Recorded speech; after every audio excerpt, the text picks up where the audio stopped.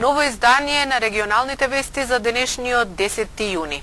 Денес е последниот ден од оваа учебна година. За учениците од утре започнува летниот распуст. Обврски околу уписите за продолжување на образованието сега им предстојат на полуматурантите и матурантите. За 9816 ученици во основното образование и 8826 средношколци во општина Тетово денеска завршува учебната 2014-2015 година и започнува летниот распуст. Раководителот на секторот за образование Ахмет Ќазими ја оцени ова учебна година како мощ неуспешна. Може дека да се каже дека имавме една година со големи предизвици во образовниот процес. Ние како општинска управа бевме фокусирани за во ова учебна година да се воспостават некои критериуми за квалитетно образование, за подиграње на целокупниот квалитет во образовниот процес во општината Тетово, за подобрување на инфраструктурните услови во училиштава, за да се може да се одвива што е можно по-квалитетен процес во образованието. Така да за време на летниот распуст минатата година во сите основни и средни училишта подготовме проекти за реконструкција за училиштата во основните и средните училишта, кои што проекти се подготвени и со една динамика во овој период ќе почне со реконструкција на, да се каже, на основните и средните училишта во општина Тетово. Од друга страна, за образовниот процес ова година имавме една уписна политика, која што беше во средните училишта, каде што стриктно беа почитувани правилата за упис на ученици во средните училишта и на некој начин се воспостави еден ред при упис на учениците во средно образование. Се возобновија повторно надпреварите по природните предмети, по мајчин јазик и по странски јазици.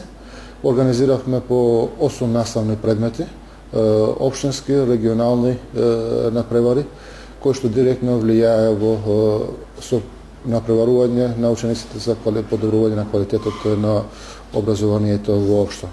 Покрај ова се фокусиравме на меѓународни проекти, аплициравме на проекти кои што се од пакетиве на Европската унија, Ерасмус проективе и АСЕКС проективе. Училиштава 60% од училиштава аплицираа на овие проекти, а од средните училишта, сите средни училишта се дел од меѓународни проекти. Со трансфер на искуство помеѓу нашите училишта и европските училишта доаѓа исто така до зголемување на квалитетот на целокупниот образовен процес. Воедно денеска и последниот ден од годинешното екстерно тестирање. Овој процес во училиштата во Тетово помина без никакви проблеми, вели Ќазими. Заврши процесот на екстерно тестирање. Овој период беа офатени ученици од 4-то одделение до 4-та година. Севкупно во основно и средно образование беа офатени од 11.820 ученика, кои што беа офатени во екстерното тестирање. И скоро 99% од учениците влегува и на тестирање, само еден мал процент на ученици кои што од оправдани причини не беа присутни во училиштето тие денови, тие не влегува на екстерното тестирање. Од гледна точка на компетенциите што ние ги имаме како локална власт за процесот на екстерно тестирање, процесот одвиваше без застој, без проблеми. Тоа беше од аспект на работите кои што се во делокругот на действување на општина Тетово. Летото за децата представува заслужен одмор од соништата. Распустот ќе го искористат за да заминат некаде на летување, кај баба и дедо во село, за игра со другарчињата, но и за да прочитаат некоја книга. Па најпрви ќе го поминам на летен камп, кошаркарски камп, каде што таму ќе тренирам, ќе има некои активности. Потоа најверојатно со моите родители ќе одам на одмор и остатокот од летен распуст ќе го поминам со моите пријатели и така. Додека вака е топло, ќе седам повеќе внатре, ќе читам книги. Имам и некои други активности, ќе играм на компјутер. Тоа е се. На лето ќе одам да ја посетам баба ми и ќе одам на одмор во Црна Гора. Другиот дел ќе си го поминам во мојата населба и ќе играм со моите пријателки. Па, убаво го поминувам, играм с другарчињата на фудбал, кошарка, тоа. Па ќе одам во Турција, ќе одам на село кај моите баба и дедо и ќе одам кај другарите. За некои ученици летниот распуст веќе започна, но за матурантите ќе следат дополнителни обврски. Нив ги очекува полагање државна матура што започнува утре, со тестирање по мајчин јазик и литература. Странски јазик ќе полагаат во понеделник, додека на 17 јуни ќе се одржат тестирањата по математика. Екстерните испити по хемија, физика, биологија, историја, бизнис, филозофија и естетика ќе се одржат на 19 јуни. Тестирањето во сите денови започнува во 10 часот. Полуматурантите пак ги очекува упис во задолжително средно училиште во учебната 2015-2016 година. Пријавувањето и запишувањето на учениците се врши во два уписни рока, јунски и августовски. Првото пријавување ќе биде на 22 и на 23 јуни, а резултатите од запишувањето и слободните места ќе се објават на 24 јуни. Квалификационото тестирање ќе се организира во училиштата за средно образование на 25 јуни. Рем Шопинг центар започна со продажба на станови и апартмани изградени по најновите светски стандарди. Становите се со површина од 48 до 159 метри квадратни. Секој стан има паркинг, мониторинг, видеофон, алармен систем и лифт. Становите и апартманите се со наши цени. 1 квадратен метар од 750 до 800 евра, со можност на купување преку комерцијални банки, како и со готовинско плаќање со екстра услови. Приклучете се на семејството на Рем Шопинг центар. Помалите партии од така наречениот албански политички блок најавија здружување. Експертите со позитивни ставови и со оценка дека се унапредуваат демократските процеси. Секој окрупнување на опозицијата е позитивно за растот на демократијата, која во Македонија речесија нема. Ова е ставот на неколкуте експерти кои телевизија КИС ги консултираше по најавите за формирање на трет опозиционен блок на политичките партии на албанците, составен од движењето БЕСА, Национал-демократската преродба и движењето за реформи на ДПА. Новиот опозиционен блок има големи шанси да го придобие гласачкото тело, од кое големите партии во последно време се оддалечија, работејќи само за своите собствени интереси, вели универзитетскиот професор Мерси Максути. Тој смета дека новиот блок на партии треба повеќе да обрне внимание на меѓусебна координација во носењето на одлуки. Но проблемот е како да се организира опозициониот албански блок, што е и најавен како нови политички партии. За сега тие уште не се докажува дека се организирани како што треба. Види се ова протест што се најавува еден блок, една партија прифаќа, другите не. Тоа покажува недостаток на организирање, нивно организирање и тоа веројатно нема да се делува добро мислам, ефект нема да има кај граѓаните. Професорот Аладин Демири вели дека во пракса досега не постоела албанска опозиција, затоа што според него и други ДПА се во власта, што се покажи во објавените бомби од страна на лидерот на СДСМ Зоран Заев. Но условно кажано, малите партии на албанците ќе успеат на најавените избори во април, доколку бидат организирани во демократска атмосфера од експертска влада, рече Демири. Ако останат на овој начин, како до сега се гласало, да се гласане со истата кој изборна комисија, со истите изборни списоци, со неспроведен, како се вика, не променет закон за избори, не променети изборни единици, не прочистени изборни списоци, јас сметам дека пак власта е во предност. Од опозиционите партии на албанците велат дека нема да прифатат избори доколку не бидат организирани од експертска влада, а нивната заложба во наредниот период ќе биде Македонија со една изборна единица. Во Гостиварско Дебреше започна изградба на фекална канализација, проект кој чини 10 милиони денари. Министерот за животна средина Нурхани Заири од Дебреше најави дека веќе се отпочнати постапките за изградба на филтер станица за отпадни води за општина Гостивар. До крајот на годината Гостиварско Дебреше ќе го реши проблемот со отпадните води. Денес на локација до училиштето во селото отпочна изградбата на фекална канализација. Проектот е тежок 10 милиони денари, а го финансираат и спроведуваат Министерството за животна средина и општина Гостивар. Ние денес ќе започнеме еден проект во низа за проекти кои веќе ги започнавме и се очекува да се започнат низ целата држава. Тоа е значи нашиот концепт, нашиот придонес во насока на подобрување на животната средина, подобрување на подземните води и подобрување на амбиентот и подобрување на секој чекор на животот на граѓаните низ целата држава. Тоа го имаме ветено пред граѓаните и заедно со министерот за екологија со кофинансирање ќе почнеме реализирање на овој проект и вака ќе продолжиме и во иднина во целиот наш град да градиме фекални канализации. Тоа оди во интерес на општеството и што помалку да имаме гадење на земјиштето и да не имат последици нашите граѓани во нашата општина Гостивар. Министерот Изаири од Дебреше најави дека ќе се гради пречистителна станица за отпадни води за подрачјето на Гостивар. Процедурите се веќе во тек, а работите на терен се очекува да започнат за 2 години, по заокружување на сите законски постапки.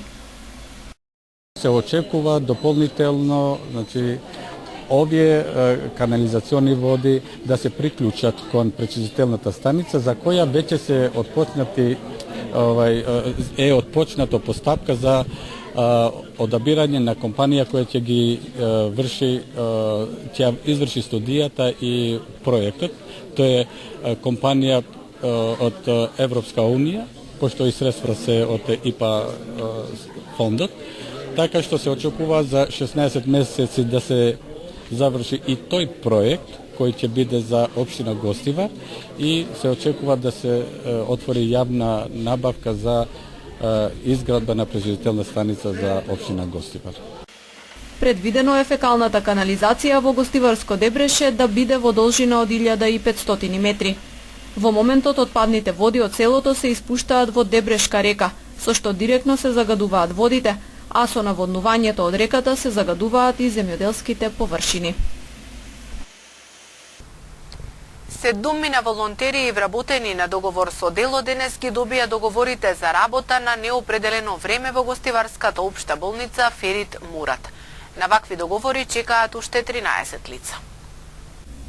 Во Гостиварската општа болница Ферит Мурат денес беа врачени првите договори за трајно вработување на волонтери и ангажирани со договор на дело. Во првата фаза решенија за траен работен статус добија 7 лица, хигиеничари, болничари и друг медицински персонал. Во наредните етапи ќе бидат офатени уште 13 волонтери. Вработувањата се направени врз основа на мерката на владата за трансформација на волонтерството во работен однос. Вие самите знаете дека Гостивар со своето население негдека изнад 125.000.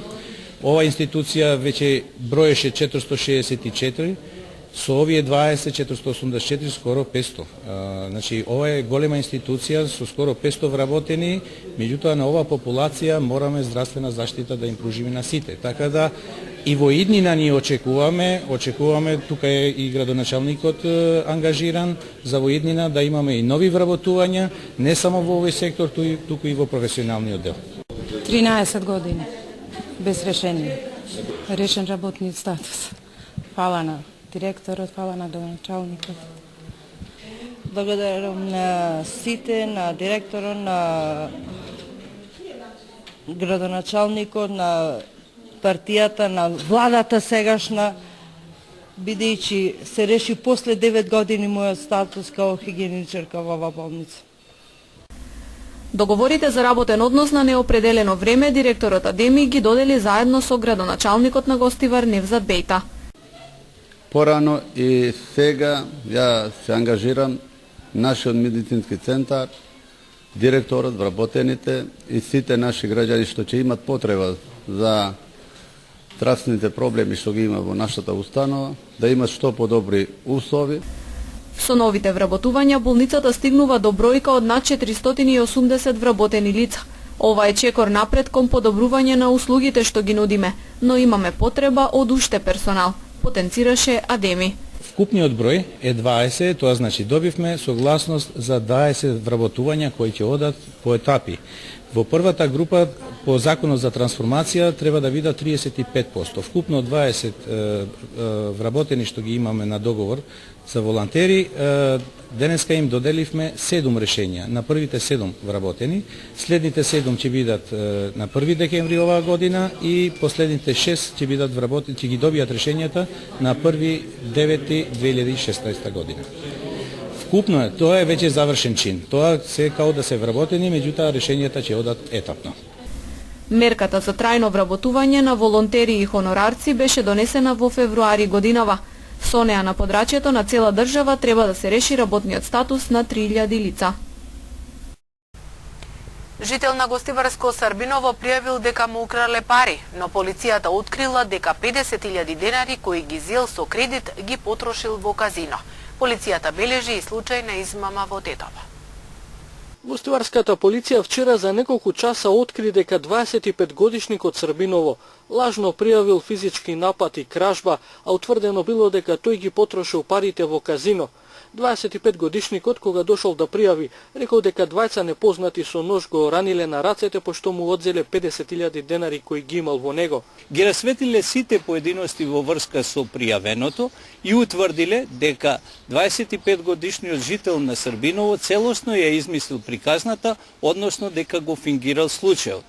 Имено непосредно пред тоа, тој подигнал банкарски кредит од 50.000 денари за сервисирање на одредени негови своји лични потреби, кој нешто подосна во едно гостиварско казино ги потрошил до последниот денар, а потоа со остар предмет си нанесол рассеченици, односно се самоповредил на раците. Полицајците во координација со јавен обвинител одлучиле да поднесат соодветна пријава за 25-годишникот. Во Тетово вчера вечер околу 19 часот 52-годишна жена од градот пријавила измама од засега непознато женско лице. Засега непознатата жена дента напла не дошла во дворот пред нејзината куќа и понудила да и гата. Откако започнало сагатањето и попиењето заедничко кафе, непознатата побарала стара облека, како и 2 златни прстени, наводно за да ги земе со себе и за да ја истера магијата, со објаснување дека за 1 час ќе ги врати.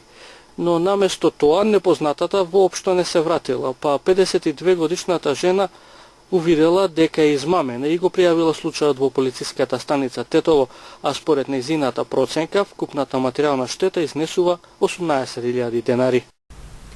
Превентивна дезинсекција против комарци ќе се врши на подрачјето на општина Јегуновце.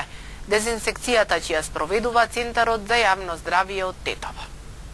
На 10 и на 11 овој месец во периодот од 21 до 2 часот по полноќ ќе се спроведува првата фаза на дезинсекција на подрачјето на општина Јегуновце. Дезинсекцијата ќе се изврши од земја и има за цел намалување на бројот на комарците. Дезинсекцијата ќе се врши 2 последователни дена со апарат за ултравиолетово ладно запрашување поставено на возило со приколка со претходница од друго возило со ротационо светло. Со дезинсекцијата ќе бидат опфатени зелените површини, населени места, како и депонии на тоа подрачје. Се апелира до пчеларите и пчеларските задруги да ги превземат соодветните мерки за заштита на пчелите. Во случај на појава на неповолни временски прилики, како дожд, ветер, дезинсекцијата се одложува за следниот поволен ден. Информираат од Центарот за јавно здравје од Тетово.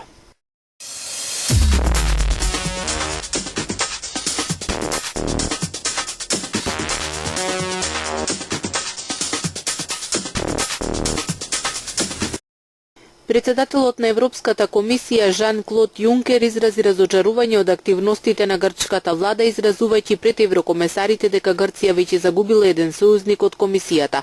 Пред нив Јункер нагласил дека одстапките кои биле преземени од негова страна се потрошени, бидејќи и тој бил подложен на притисок од останатите институции во врска со исполнувањето на обврските од страна на Атина. Бомбаш самоубиец се разнесе во древниот храм Карнак во Египет, соопштија светските агенции. Тоа е дел од координиран терористички напад во познатиот храм кој се посетува од милиони туристи секоја година. Според првичните податоци се убиени најмалку 20 луѓе. Според Reuters се повредени најмалку 4 државјани на Египет, вклучувајќи и човек од силите на редот. Не се знае дали има повредени туристи. Храмот е еден од најважните историски места во земјата, а отстапува само пред пирамидите во Гиза. Нова експлозија одекна денеска во магазинот за нафта во Киев, каде вчера со часови беснееше пожар, во кој загинаа 5 лица. Очевидците велат дека експлозијата одекнала во 5 часот и 30 минути. Десеттина противпожарни единици и спасувачи и натаму се борат против пожарот. Пожарот во складиштето на околу 30 км југозападно од Киев изби вчера пошто експлодираа резервоари за гориво. Според најновите информации, во пожарот загинале 5 лица, а 10 се повредени, од кои еден потешко. Собствениците на магазинот претходно изјавија дека се сомневаат оти пожарот бил подметнат. Генералниот секретар на ФИФА Жером Валцке изјави дека фудбалската асоциација ќе го одложи процесот за избор на домаќин за светското првенство во 2026 година поради обвинувањата за првенствата во 2018 и 2022 година. Тој за време на пресконференцијата во рускиот град Самара нагласи дека не е логично да започне процесот кога ФИФА се наоѓа во таква ситуација. Гласањето за тоа кој ќе биде домаќин на првенството треба да се одржи во Куала Лумпур во мај 2017 година.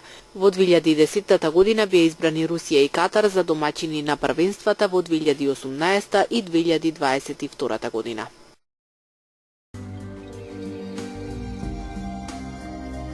Времето денес беше сончево и топло со мала до умерена облачност. Попладне со можна изолирана појава на краткотраен порен дожд и ретки грмежи, особено во североисточните делови.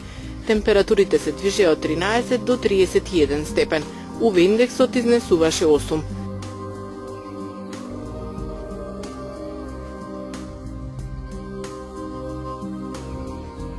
Утре не очекува сончево и топло време со мала до умерена облачност. Попладне е можна изолирана појава на краткотраен порен дожд и ретки грмежи. Ќе дува умерен северен ветер. Температурите ќе се движат од 13 до 32 степени. УВ индексот ќе изнесува 7.